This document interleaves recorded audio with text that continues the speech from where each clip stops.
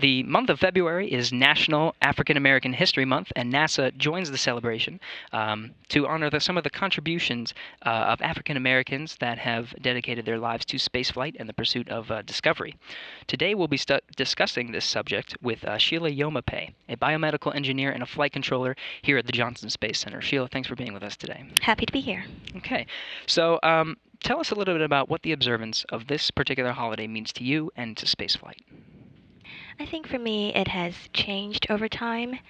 Having been raised in Ghana, once I moved here, it was for me a learning time and also a chance to become more aware of the many achievements of African Americans and also to better understand the Black experience here in this country.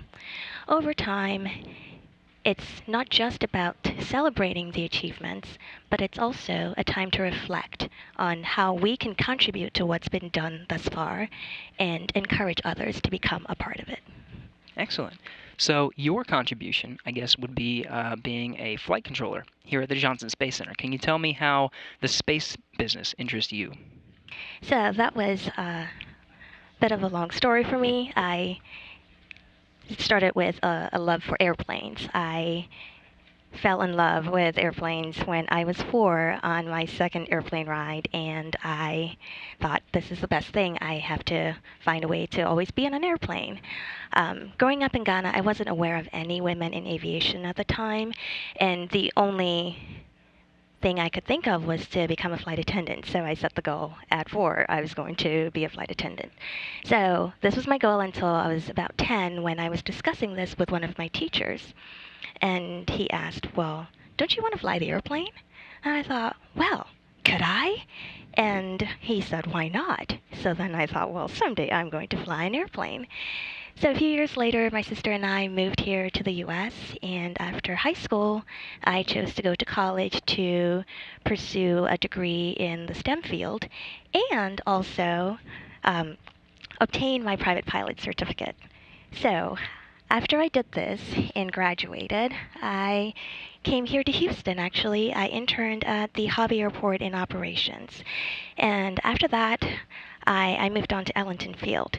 And during this time here in the U.S., I was aware of the space program, but it wasn't something real to me. It was this intangible, surreal, amazing thing. And then I end up working at Ellington Field in airport ops, and I'm practically in NASA's backyard. There are astronauts flying in T-38s, and the coolest aircraft that NASA owns are flying in and out of Ellington. And I thought, man, what is going on over there, and could I ever be a part of it? So adding on to this, a friend of mine, a really good friend of mine, ended up starting to work here at Johnson Space Center. So I got to hear about all of her cool experiences here, and I formulated the plan that I was eventually going to work in this environment. I just had to find the right spot. So I continued on in my career, still keeping an eye out for something that might suit me. I went on to pursue a master's in industrial engineering, and I also worked in IT with quality assurance in NetJets, a private jet ownership company. So I tried to stay in aviation as much as possible. And then a few years ago, the perfect opportunity came up, and I ended up here as a biomedical flight controller.